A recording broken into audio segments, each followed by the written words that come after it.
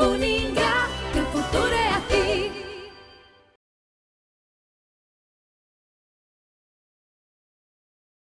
Olá, vamos iniciar o último vídeo da unidade 3. Teologia como ciência e sabedoria. Vimos até agora a teologia como ciência. Passaremos agora a refletir sobre a teologia como sabedoria. Em 1 Coríntios 2, 7, encontramos o seguinte: ensinamos a sabedoria de Deus, misteriosa e oculta, que Deus, antes dos séculos, de antemão destinou para a nossa glória.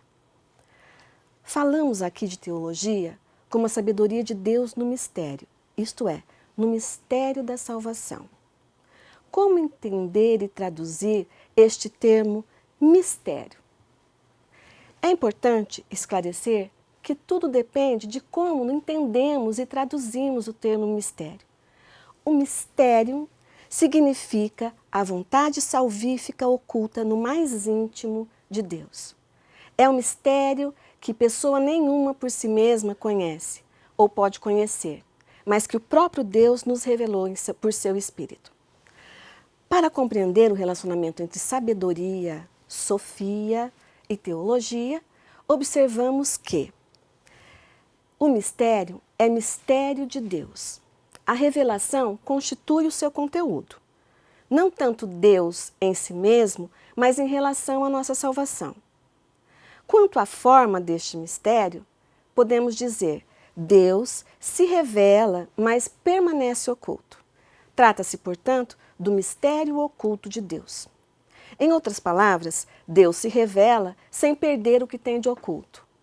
O Deus que se revela em sua divindade é também o Deus que se oculta em sua divindade.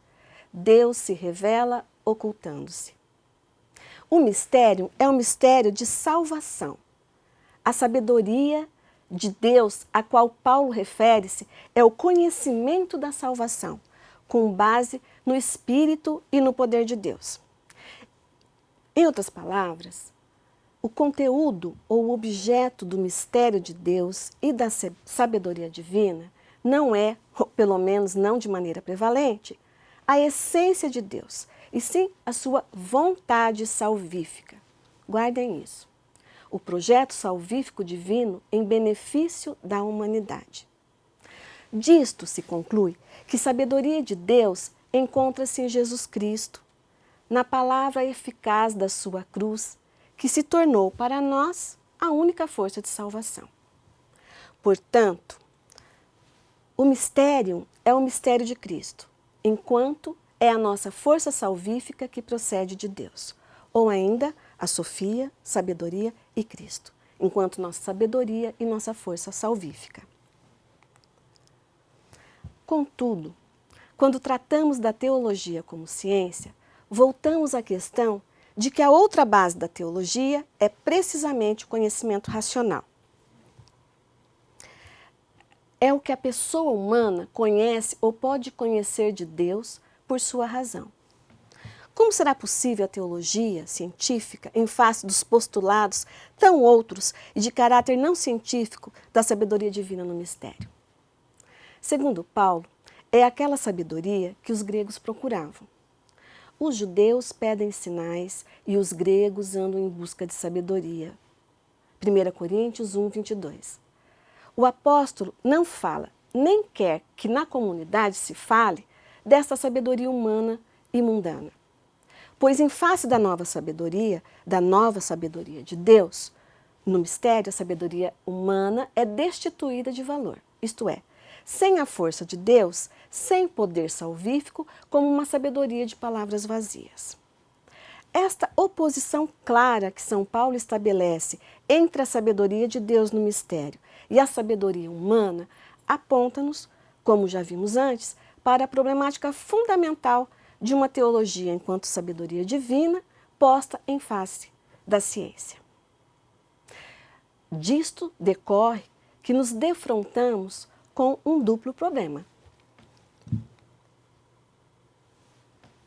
Primeiro, como no slide anterior, como será possível a teologia teologia científica, enquanto sabedoria divina, em face dos postulados e de um caráter não científico da sabedoria divina no mistério. E como será possível a teologia, ainda como ciência articulada, organizada, explicitada em conceitos, refletida em categorias, em face dos postulados propriamente científicos dos sistemas e enunciados da ciência, quando aplicados à misteriosa sabedoria divina? O conhecimento conceitual da fé e da teologia permanece sempre penetrado e fundamentado a partir da primordial sabedoria revelada por Deus em Jesus Cristo. Sabedoria que nasce da fé e é expressa pela fé elevada pela graça. Trata-se de uma sabedoria fruto da fé, que orienta a existência do fiel para a unidade e para a totalidade a partir da primordial orientação que vem de Deus. Consequentemente, vale a pena repetir, a ciência de Deus no mistério é a sabedoria e o conhecimento através da fé e somente através da fé, e não graças ao conhecimento baseado na evidência humana. Vamos dizer em outras palavras, esta sabedoria na fé é o fundamento autônomo que suporta o conhecimento teológico da fé. Esta sabedoria de Deus no mistério se incorpora constitutivamente no logos da teologia, que deve sempre ser entendido como um conceber originado de uma contemplação recebida, como um conhecer proveniente de um abandono, que é um abandono primordial do conhecimento humano na sabedoria divina. Portanto, a sabedoria da fé acentua o caráter original e transcendental teológico da fé. Sem esta sabedoria de Deus no mistério, a teologia torna-se apenas um monte de palavras, uma falação, um palavrório, sem fundamento, e fica preso puramente às suas próprias considerações, cheio de soberba, cheio de orgulho, cheio de convicções desconectadas com o que nós, os crentes, vivemos.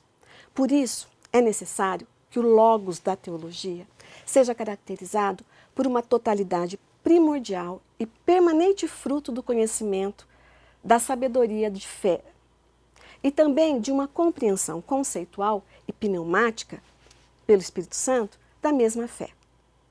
Assim, a teologia, pela efusão dos dons do Espírito, principalmente dos de entendimento e sabedoria, será aquela força propulsora, a força vital do conhecimento da fé, conquistada através de um esforço racional em conceituá-la. Enquanto a teologia permanecer consciente desta sua sabedoria, que é uma sabedoria imanente, então ela vai conservar sempre esta sua função salvífica original. Isso na medida em que permanecer fiel a si mesma como sabedoria que vem de Deus. Por fim, voltando à questão inicial de como se pode conciliar a sabedoria de Deus no mistério e a sabedoria humana, devemos afirmar o seguinte: uma teologia, enquanto sabedoria de Deus no mistério e de caráter científico, ela constitui uma síntese de duas realidades opostas, que não são contraditórias. A teologia é sabedoria, igualmente no sentido que ela reflete sobre os próprios princípios. Veja, é reflexiva. Assim, procede a filosofia, ciência suprema e sabedoria na ordem natural, para tantos, e onde a crítica ou a epistemologia tem por função estudar o valor objetivo do nosso conhecimento e de nossas certezas naturais. Em teologia, ciência suprema e sabedoria, na ordem da revelação, existe igualmente uma função reflexiva, cuja tarefa é estudar o fundamento do conhecimento e da certeza de fé. Podemos então ver nisso qual a credibilidade da revelação, o apelo para o sujeito ouvinte da palavra e qual a razoabilidade da revelação. A fé como ato sensato e moralmente responsável. Ainda, qual a significação da revelação? O significado para a pessoa que vive no mundo de hoje. Se com efeito Deus falou e se o fato dessa palavra acha-se solidamente estabelecido, digno de fé, é o conteúdo dessa palavra e a sua reflexão teológica. A teologia é a fé cristã vivida em uma reflexão humana. Então, como ciência, a atitude da teologia ela difere da fé. Se esta, como vimos no ponto anterior, né, dessa unidade, considera a revelação como crível, isto é, o objeto do assentimento ao testemunho de Deus, é o primeiro tempo do encontro de Deus, por sua vez, a teologia, como ciência, ela pressupõe este contato, mas considera a realidade revelada, enquanto inteligível, como uma coisa compreensível, tendo um sentido, tendo um valor de inteligibilidade, fazendo sentido para mim, para o crente, para a atualidade. Daí concluímos que a teologia não é um comportamento religioso e não é uma atividade devocional, mas constitui também um estudo. É uma atividade natural brotada do ato de fé e a serviço da fé. De maneira geral, o sábio é aquele que, em certa ordem de coisas, se dedica ao princípio dessa ordem e atribui a cada um dos seus elementos sua justa significação e valor em relação ao conjunto. A teologia, porém, não pode esquecer que o plano de sabedoria que nos foi revelado é o plano da salvação, a nós comunicado pelo desígnio salvífico de Deus e não no nível humano e científico, que pertence ao esforço e à criatividade humana. Portanto, a teologia deve respeitar a autonomia da pesquisa humana no domínio que lhe é próprio. Vejam, vou repetir, a teologia deve respeitar a autonomia da pesquisa humana no domínio que lhe é próprio. Sua competência concerne a significação última das realidades, isto é, a sua relação com Deus e com o seu desígnio sobrenatural da graça e da revelação. A teologia, mesmo sem interferir no campo das ciências e sempre à luz da verdade divina e da hierarquia dos valores, pode constituir uma verdadeira sabedoria da qual fala o Vaticano II. A nossa época, mais do que os séculos passados, precisa desta sabedoria para que se tornem mais humanas todas as novidades descobertas pelo homem. A teologia, portanto, deve respeitar a autonomia da pesquisa humana no domínio que lhe é próprio. Repito isso porque é muito importante que tenhamos claro isso. A teologia não vai contra a ciência, não vai contra a autonomia das ciências. A teologia, sua competência, concerne a significação última das realidades, isto é, sua relação com Deus e com o seu desígnio sobrenatural da graça e da revelação. Com isso, encerramos a nossa unidade 3. Esperamos nos encontrar daqui a pouco na nossa unidade 4. Até lá!